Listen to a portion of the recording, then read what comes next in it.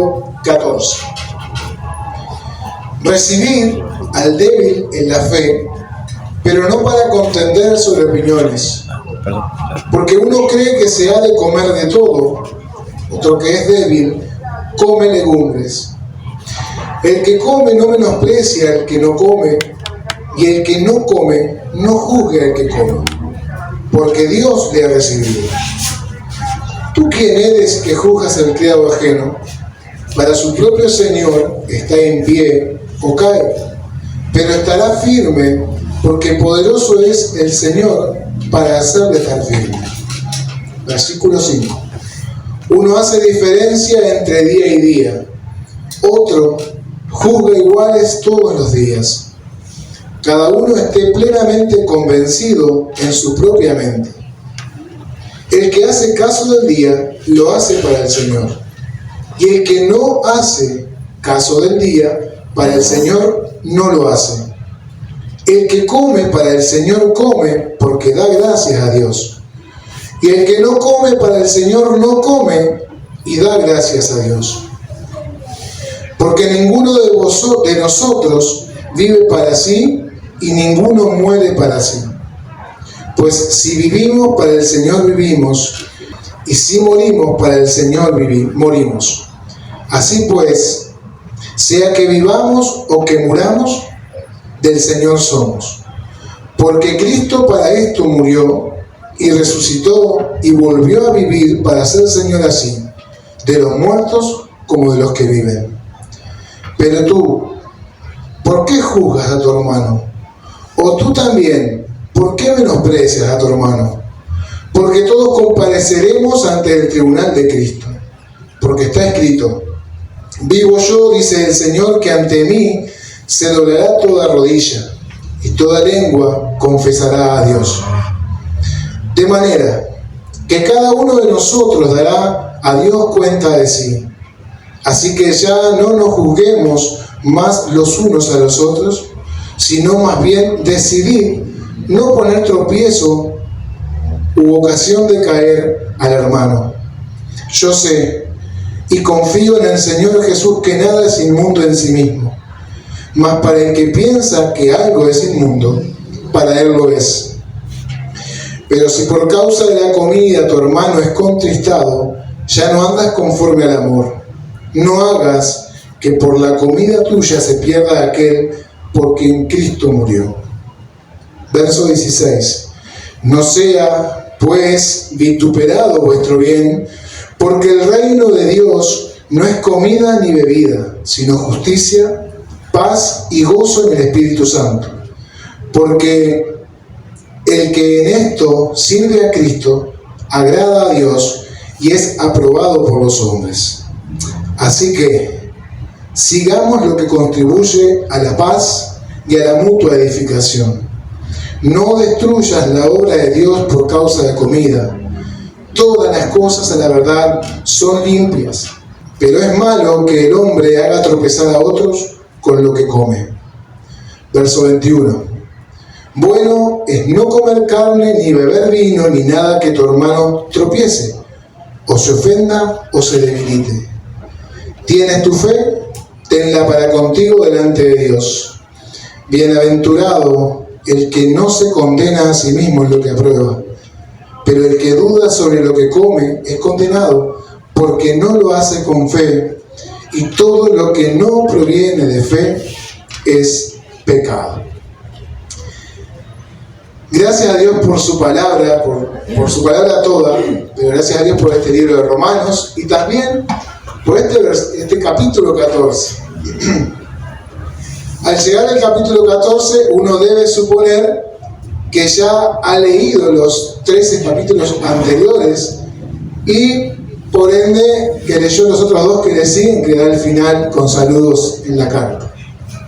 Obviamente esta es una predicación, la mayoría no sabía qué pasaje iba a haber, o sea que no hemos leído el libro probablemente de los Romanos, o por lo menos ahora. Pero nos encontramos con este capítulo 14 de Romanos, y cuando lo leemos a primeras, si no, uno agarra el texto, lo lee y parecería, o parece, o es un texto sencillo, algo fácil de digerir, entendible, muy práctico, Pablo, cuando menciona las cosas, y es como todo muy aplicable, ¿no? Es como, no hay que darle mucha vuelta a la rosca para que apriete.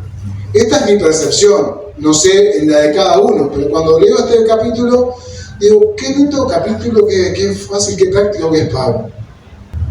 ¿Por qué para Pablo es importante atender este tema y escribir al respecto de lo que leímos recién? Lo veremos un poquito más adelante, o lo desarrollaremos en breve. El libro en cuestión, ya que no leímos los 13 capítulos anteriores, lo voy a resumir muy rápido. ¿Está bien? Presta atención. Dice entonces que el libro de Romanos, desde el capítulo 1 al capítulo 11, lo que Pablo está tratando en esa carta a la iglesia en Roma es lo que Dios ha hecho por el creyente, lo que Dios ha hecho por aquel que le oye. Y del capítulo 12 al final lo que trata es cómo debemos responder nosotros a la gracia de Dios. En el capítulo 1 al 11 vemos la naturaleza del Evangelio, la provisión de Dios a través de Cristo, la justificación por gracia, nuestra necesidad del Evangelio, la salvación por fe, que estamos muertos al pecado, la vida en el Espíritu, justicia por la fe, la restauración del pueblo de Dios, de Israel, y el remanente que Dios tiene en su pueblo. Muy breve el detalle, pero eso es lo que Pablo viene desarrollando para muchos teólogos, y hay varios que están de acuerdo que es uno de los libros más importantes en la Escritura, tanto como Hebreos, tanto como Génesis, pero que Pablo desarrolla mucha doctrina en ese libro, entonces es importante por eso. Del capítulo 12 al final dice que Pablo lo que está tratando es de cómo debemos responder, o cómo debe responder el creyente a la gracia de Dios. Nos habla en el capítulo 12 y dice que somos un cuerpo en Cristo.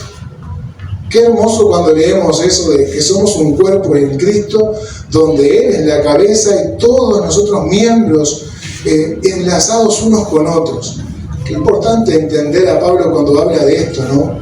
El mensaje que nos da como de unidad, de cómo debemos estar unidos a Cristo mismo y entre nosotros para funcionar realmente como un cuerpo.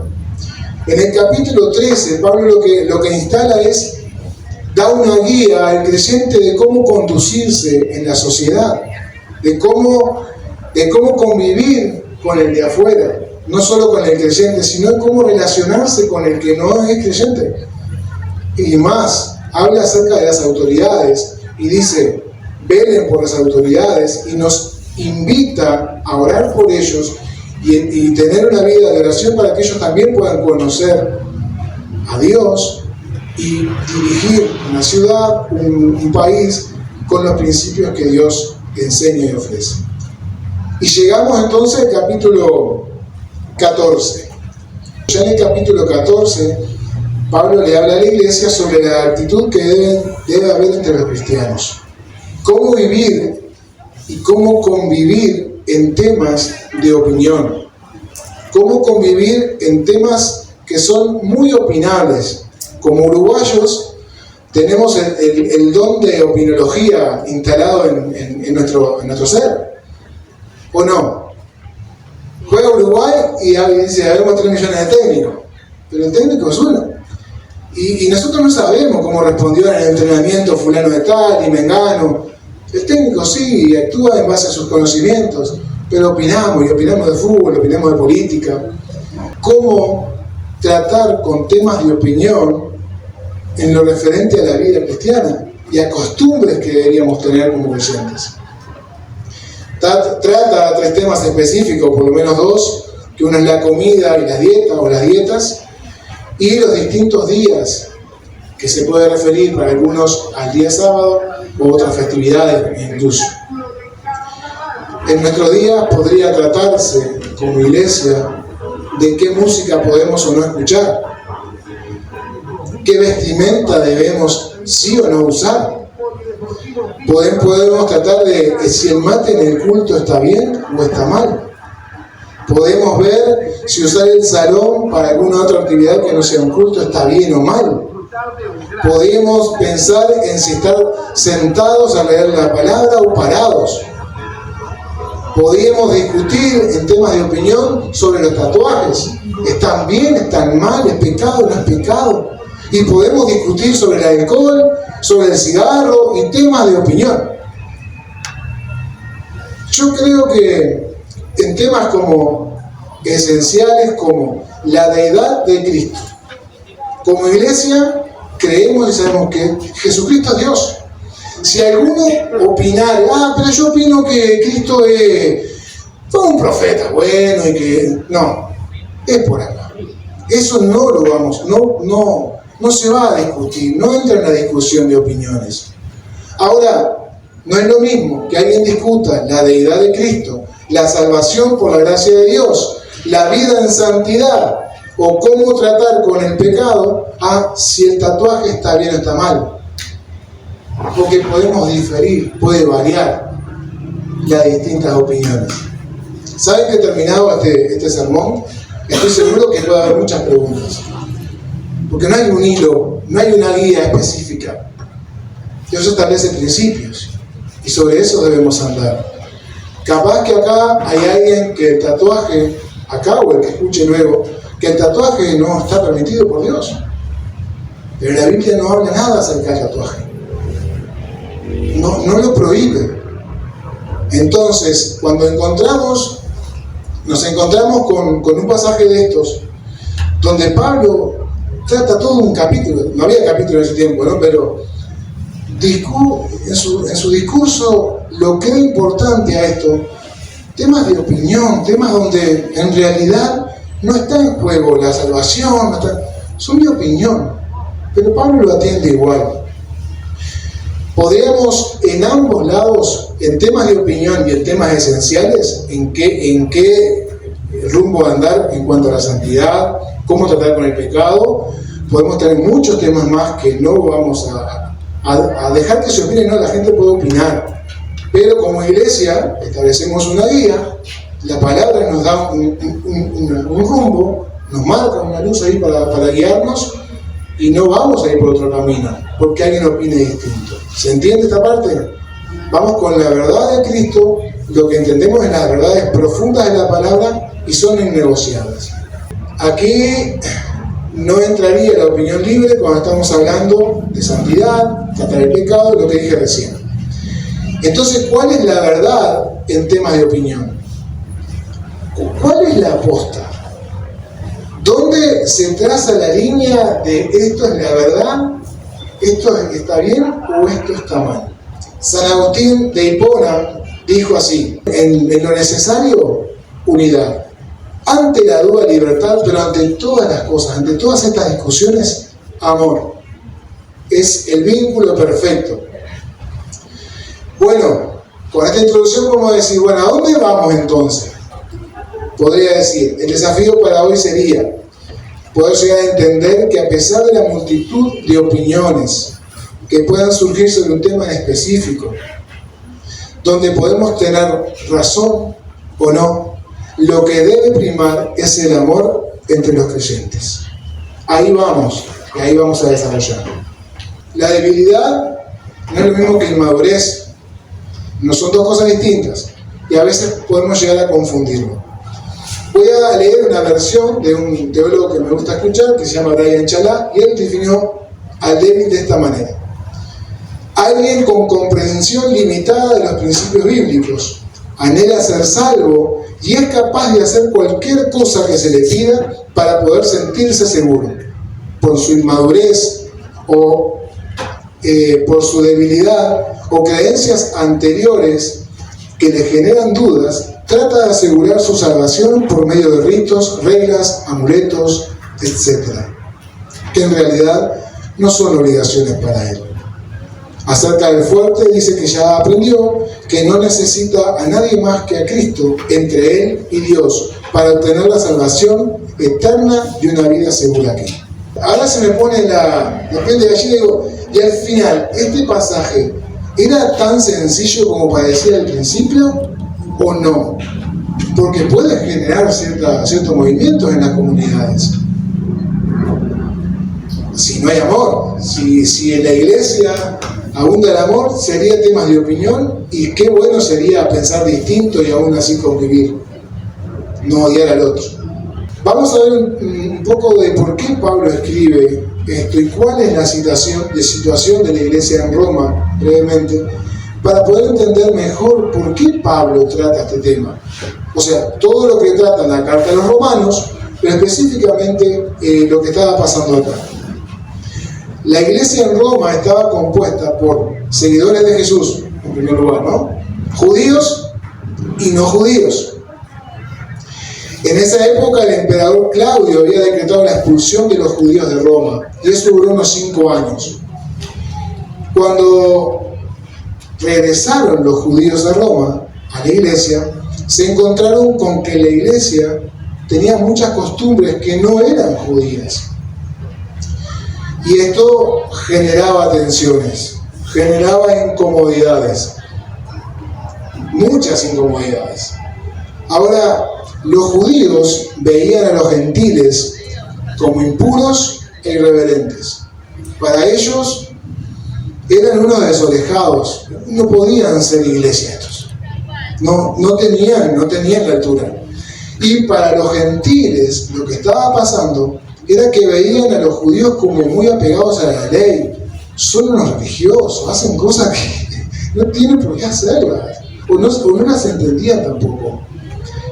Las divisiones eran causadas al final por orgullo y discriminación mutua. O sea, porque tanto los judíos discriminaban a nosotros, como los gentiles discriminaban a los judíos. Entonces el orgullo de uno y de otro no permitía que la iglesia funcionara bien, y había tensiones, se estaba pasando mal. ¿Cómo iban a predicar el evangelio a viva voz cuando estaban con tantas discusiones? No había una verdad cierta, y para cada grupo su verdad era verdad, y para el otro su verdad era verdad. Pablo divisó entonces que el final de la iglesia no sería bueno, y vio la misma comprometida. La expansión del evangelio estaba en riesgo. Y al tener este pensamiento de que Pablo pensó de que la predicación del evangelio se veía en riesgo, ¿se acuerdan lo que él cuenta a 1 Corintios capítulo 9, 16? Me es necesidad proclamar el mensaje de Cristo. Ay de mí si no predico el evangelio de Cristo. Es impuesta necesidad. Él no veía otra cosa que hacer que predicar el evangelio. Predicó el evangelio en todo el mundo conocido, y lo hizo. Entonces, en su corazón, en su mente, Pablo cuando escribía veía que la iglesia de Roma no iba a avanzar, se iba a detener la obra y la comunicación de la verdad de Cristo. En aquella oportunidad, la pregunta, por ejemplo, en 1 Corintios capítulo 8, Pablo está tratando un tema similar, donde se le hace la pregunta por cartas. ¿Alguien recuerda lo que dice?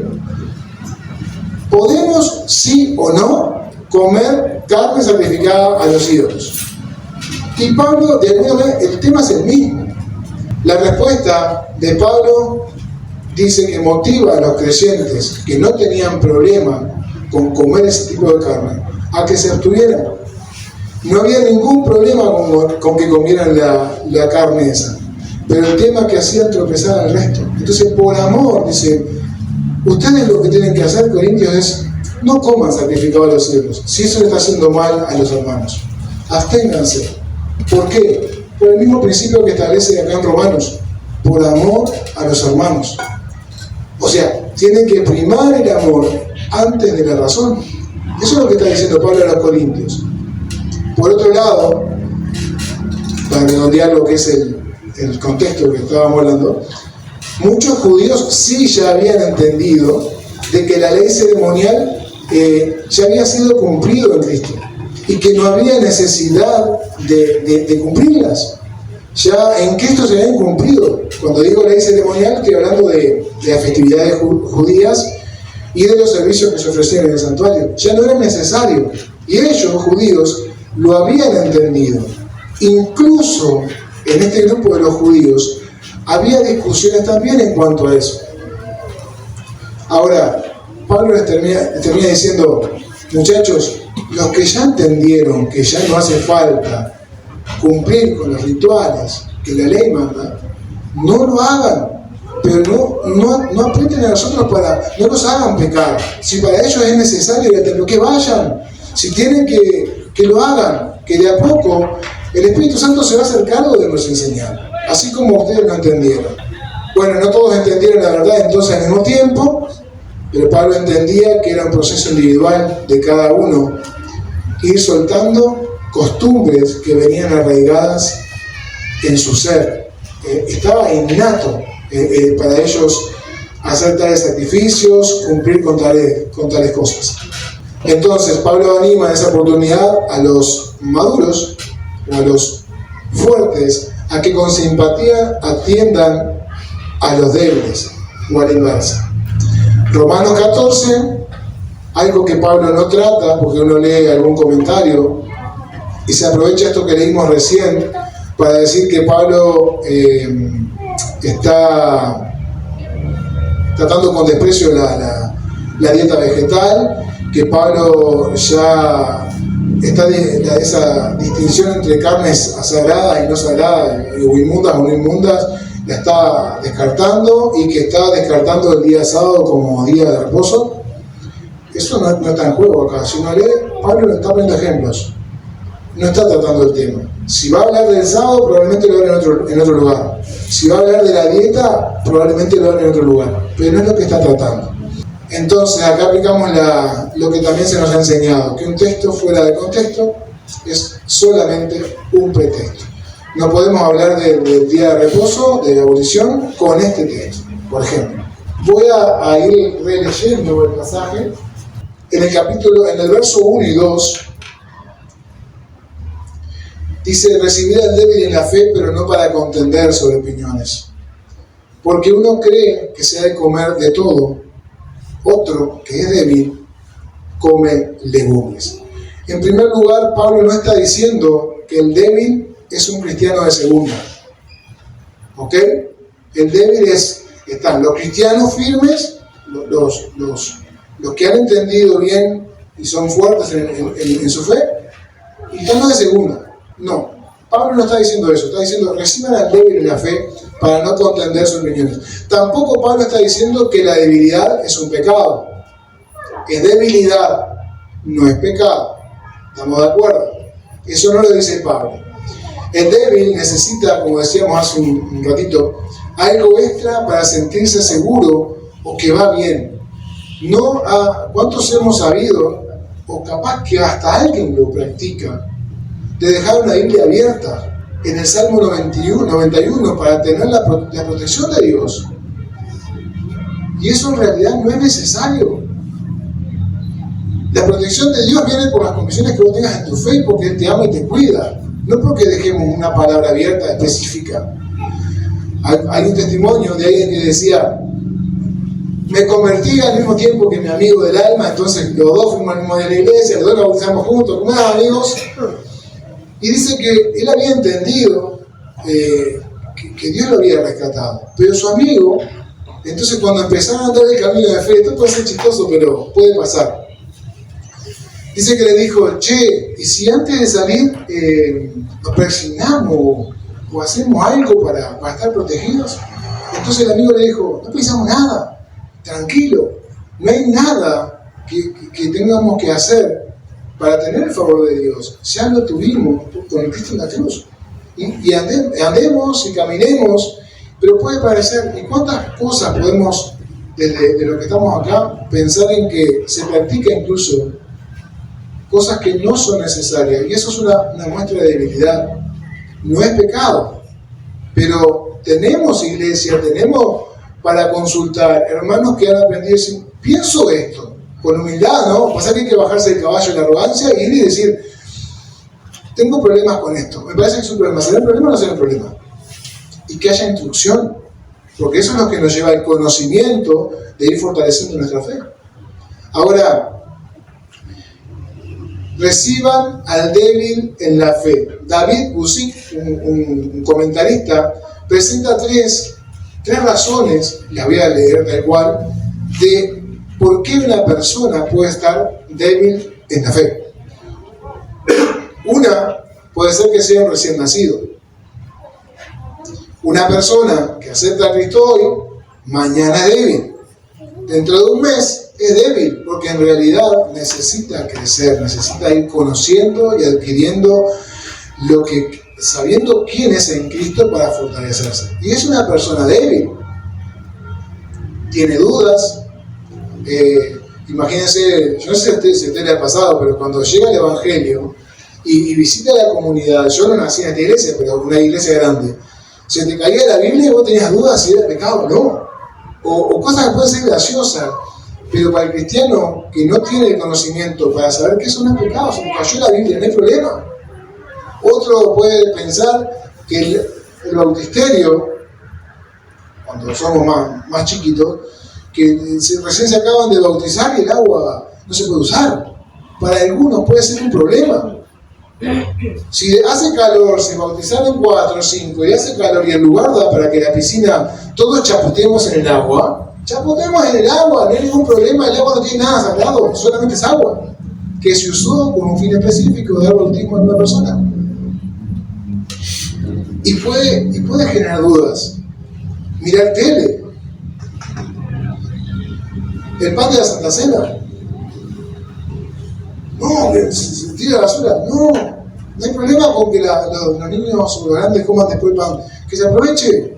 Ya cumplió su función. Comámoslo. No lo tiremos. No hay ningún problema con eso. Yo sé que puede generar un pensamiento diciendo, no estoy de acuerdo. Bueno, si no estamos de acuerdo con la altura y con la Biblia en el medio, discutamos este tema, pero hagámoslo y crezcamos ambos. Por ahí estoy equivocado y estoy siendo débil en algo que pienso que soy fuerte. Y estoy hasta pecando por débil. Otra de las cosas que David Guzik dice, que una persona puede ser débil en la fe porque es recién nacido, y otra es que ha tenido una mala alimentación. Personas que han ido a iglesias donde los mensajes son licuados, son chirrudos, tiene 6 litros de agua y media manzana y 2 pizcas de azúcar. Entonces hay una mala alimentación. Sermones que son muy emotivos, desgarrantes, pero en realidad sin contenido bíblico, sin profundidad. Y el creyente termina siendo mal alimentado y está débil. Puede estar débil. Y la tercera que David indica es que puede estar enfermo. Puede estar débil porque la persona puede estar enferma. Dice, se agarró un virus doctrinal de esos que mata, abrazó esa idea y quedó totalmente vulnerable. Quedó débil en todos los sentidos. Ya no puede ni ponerse en pie. Porque no tiene manera, no tiene herramientas.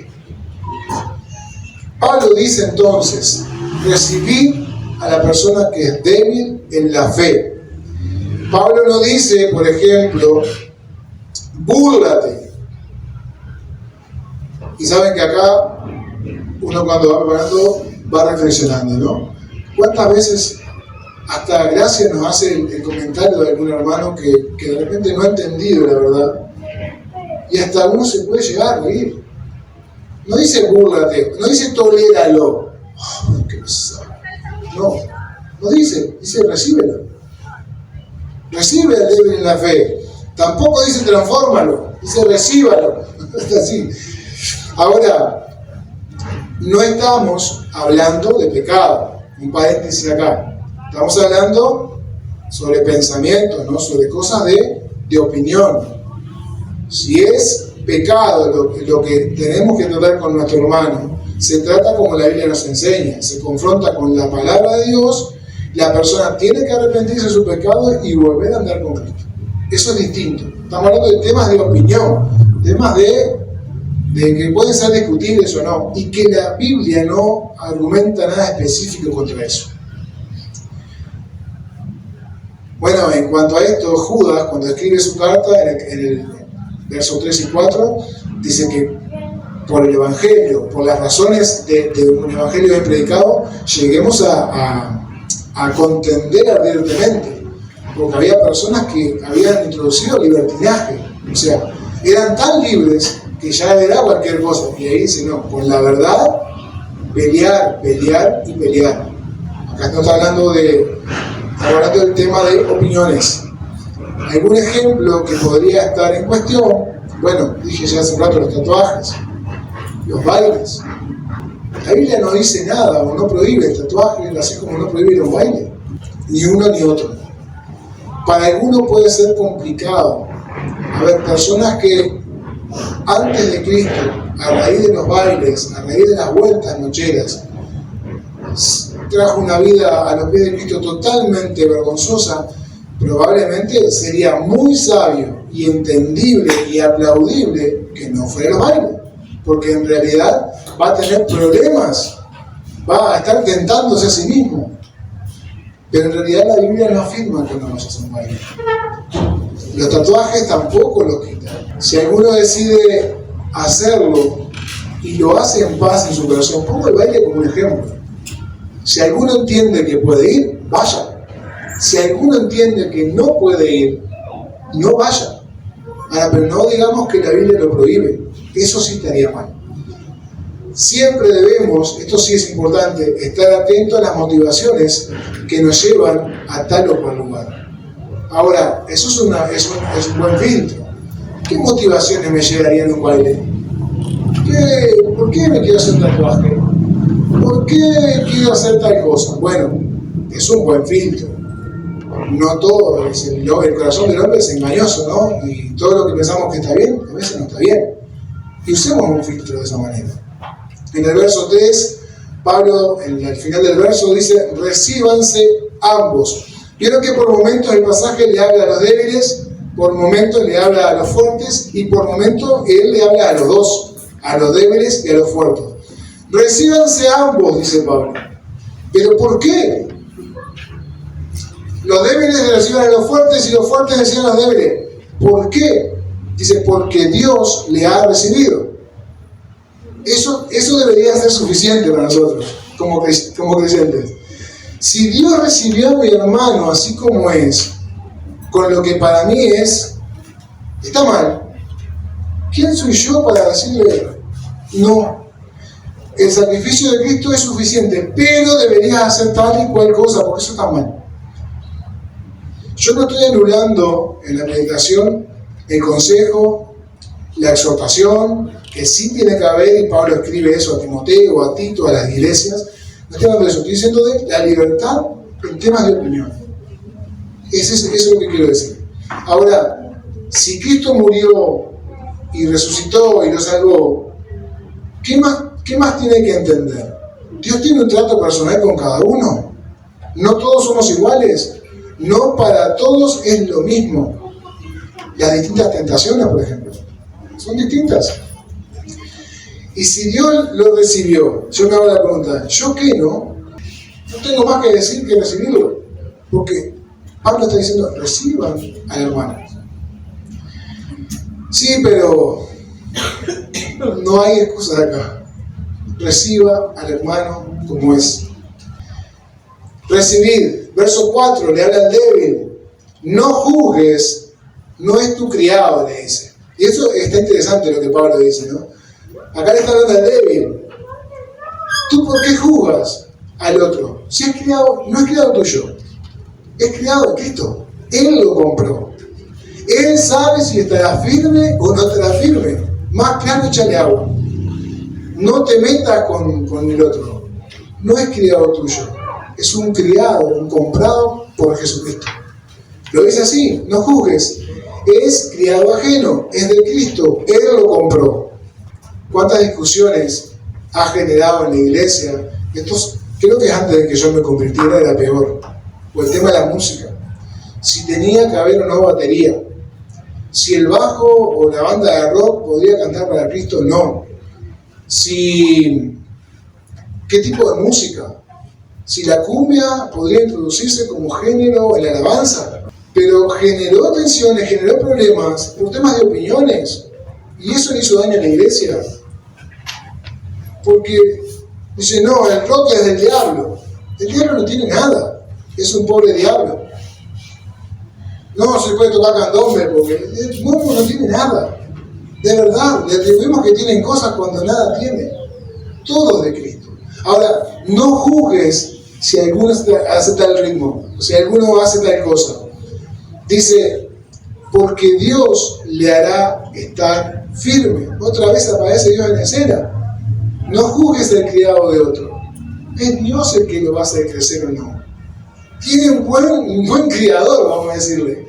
Es Dios que está atento, lo llamó con un propósito. A veces pensamos, miren que a veces nos tocan partidas difíciles con hermanos que uno quiere rescatar y ganar para el reino, ¿no? Dios le hará estar firme. Pablo es contundente. Entendamos que ni el débil, ni el fuerte se sostiene por sí mismo. Es Dios que lo sostiene. Al débil y al fuerte. Nadie tiene el cielo ganado por sus méritos.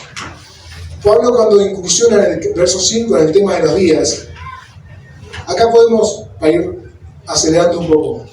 El tema de los calendarios puede ser individuales. ¿Estamos de acuerdo? Vos tenés tu calendario, yo tengo el mío, no hay ningún problema con eso. Ahora, ¿quieres que te siga a tus ideas?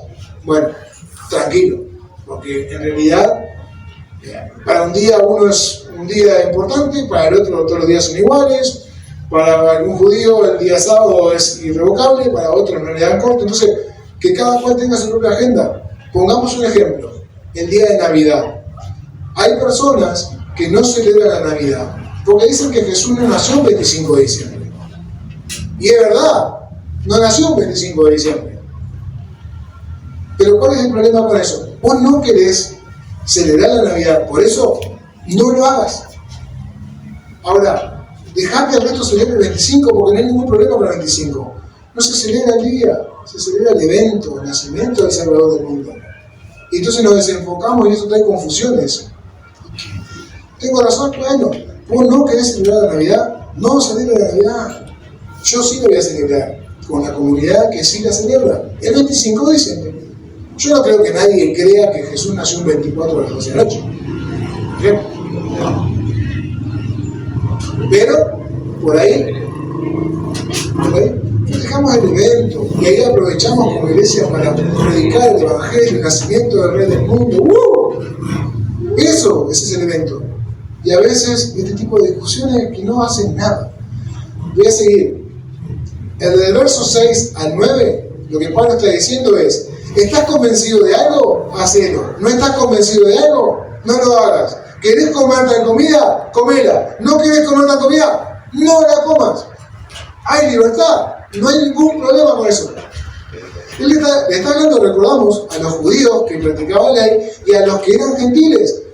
No se compliquen con esto. Es sencillo. Dice, ¿por qué? Porque nadie es dueño de sí mismo. Dice, Cristo es dueño de todo.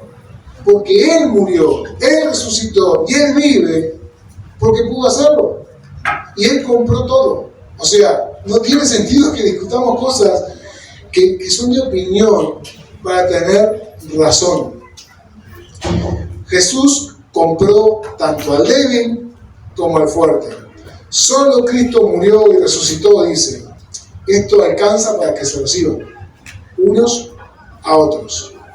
Yo estoy haciendo algo, porque probablemente en la comunidad de la que nos congregamos, alguien está haciendo algo que no pecar, ¿no? O sea, alguien se está privando de algo que tiene derecho a hacer, porque alguno se puede herir. Y sí, lo hacemos todo el tiempo. Lo hacemos todo el tiempo. En el liderazgo más. Para ir concluyendo, es barato opinar, ¿no? Tenemos, como dije hace un rato, el chip de la opiniología. Entonces, como no nos cobran la opinión, opinamos. Y opinamos, y opinamos, y opinamos. Ahora, le voy a preguntar a Pablo en el texto que leímos: Pablo, ¿cómo puedo hacer para tener una opinión sana? Porque eso es importante. como una opinión donde esté en concordancia con la palabra de Dios, ¿no? Del versículo 10 al 12, Pablo nos da la respuesta. Dice: pero tú, ¿por qué juzgas a tu hermano? ¿Tú, por qué menosprecias a tu hermano?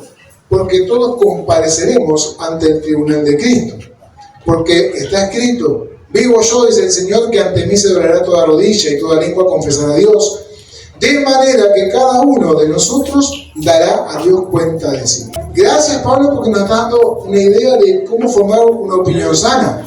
Si bien es libre y gratuita, daremos cuenta de cada opinión que hemos dado, de cada discurso.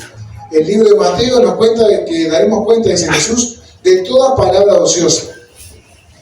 Todo eso que se dijo en mal, daremos cuenta. Y Pablo está diciendo: si vas a formar una opinión, ten en cuenta que esa opinión va a ser juzgada en el tribunal de Cristo.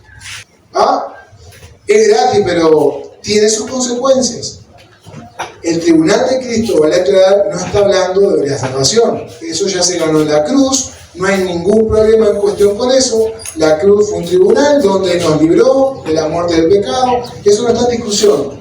Lo que Pablo está diciendo es que habrá, lo explica en 2 Corintios 5:10, que habrá un juicio para la iglesia, un juicio para el creyente, el tribunal de Cristo, donde Él dirá si hay pérdidas o hay recompensas. Entonces imagínense, ¿no? Ahí Daniel va ahí al cielo y lo atiende Jesús y dice: bueno, a ver, Daniel, un poco de paja, un poco de barro, una piedrita, un plastiquito acá, un honorito, bueno, ahí la del pasado Daniel. Y es eso, no está hablando de la salvación. Entonces, cuando formemos una opinión en cuanto a un tema, tengamos en cuenta que vamos a tener que dar cuenta de la opinión que tuvimos. Creo que es una buena medida para evaluar nuestro comportamiento en cuanto a las opiniones. Y dice entonces que cada uno dará cuenta de sí mismo. No voy a dar cuenta por nadie, voy a dar cuenta por mí. Del verso 13 al 21 le habla a los dos. Libertad para elegir. Decida. No por el tropiezo, no se le ocasiona caer. Cuando leemos estos versículos, por lo menos cuando lo leo, digo, Pablo está diciendo ahí: no sean de tropiezo a nadie, vean que nadie se caiga, que nadie se quede en el camino, no sean de tropiezo, no hagan tropezar. Me imagino a Jesús cuando dice ahí en el Evangelio de Mateo también, 18, dice: cualquiera que haga tropezar a uno de estos pequeñitos, mejor le fuera atarse una piedra de molino de asno y tirarse en el profundo del mar. No sabemos a quién podemos hacer tropezar con nuestros razonamientos, con nuestras opiniones, incluso si tenemos razón. Es cosa seria la opiniología. Así que Pablo dice: no hagan tropezar, no hagan que ninguno se pierda, no hagan que su hermano se contriste, se debilite, sino déjenlo que con amor él se vaya fortaleciendo. Nuestros juicios no tienen mucha fuerza en realidad para lo que Pablo quiere expresar. Y nos invita en estos versículos que restan a contribuir en todo lo que lleve a la paz y a la mutua edificación de la iglesia. Entonces las opiniones tendrían que apelar a esto, a la paz en el creyente, paz entre los hermanos y a la mutua edificación de la iglesia. Me gustan los tres así que encontramos desde el verso 13 incluso hasta el verso 5, el capítulo 5, 15:1. Así que, y Pablo está redactando lo mismo: no hagan tropezar, no es buena señal, así que tal cosa. Está concluyendo constantemente que el amor prime en todas las cosas que vamos decidiendo. Versos 22 y 23 para ir terminando.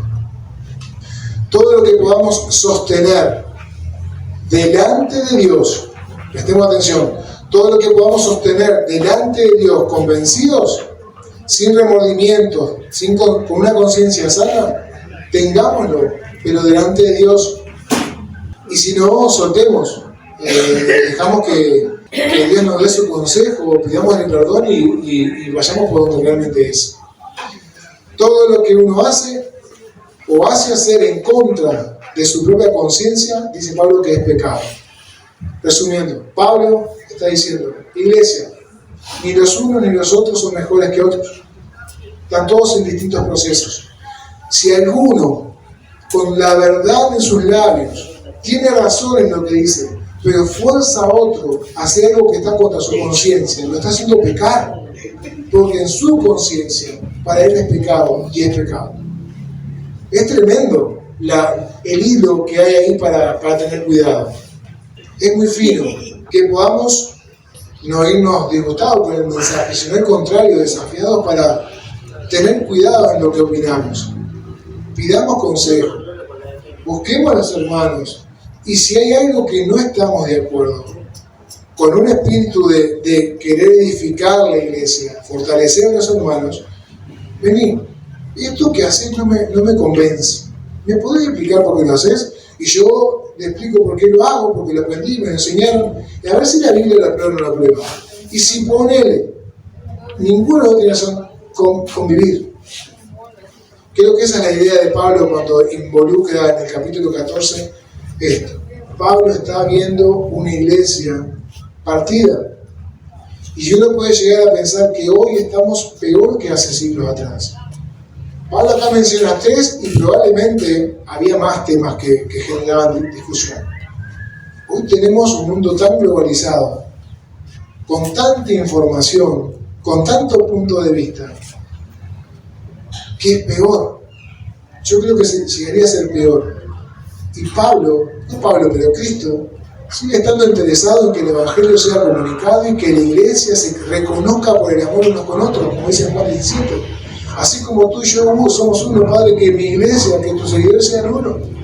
Ese mensaje sigue latente, primando el amor y no la razón. Sería tan detestable ofender a alguien por una razón, porque en realidad estamos, como dice Pablo acá, ¿no? ¿Tenés razón? Bueno, primero hay que edificar. Y luego capaz que esa razón, que es verdadera, el hermano la después llega a entender. Y va contigo de la mano. Vamos a hablar, ¿les parece? Padre, ayúdanos a seguir comprendiendo el misterio, Dios, que encierra tu palabra. Y distinguir, Dios, tanto en lo sencillo, que es entenderla a veces, cuando vemos con detenimiento, Dios, en tu palabra, con la guía de tu Espíritu Santo. Ayúdanos a poner en práctica lo que hoy se nos recuerda. Parece sin duda el objetivo. Vivimos, Padre, como dije recién, en un mundo globalizado. Y podríamos decir que la iglesia, como iglesia, atravesamos mayores desafíos a la hora de ser iglesia. Tus principios no cambian, tus mandamientos no cambian, tú no cambias, por más difícil que parezcan sostener las verdades. Si en este tiempo Pablo divisó, Dios, que así el Evangelio no tendría llegada, no se expandiría, ¿cómo estaría el corazón de este hombre hoy? ¿Cómo estaría el corazón de Cristo mismo cuando vemos iglesias partidas, comunidades tan desparramadas por temas de opiniones, Padre? A veces jugamos distintas denominaciones porque obligan a algunos ir de pollera, otros de camisa, y así estamos, Dios, como iglesia, alejándonos unos de otros. Te pedimos perdón, Dios, por ser así como somos, llenos de orgullo y de razones. Te ruego que nos ayudes aquí como iglesia de Manos Blancos a enfocarnos bien en el amor que hará la diferencia para manifestar las verdades, Señor, que tú nos enseñas. Ruego por la iglesia, ruego por cada familia en esta iglesia, que realmente podamos aprender de tus palabras, estar atentos para poder practicarla con gozo. En el nombre de Cristo Jesús, te doy toda la gloria, la honra y la alabanza. Amén y amén.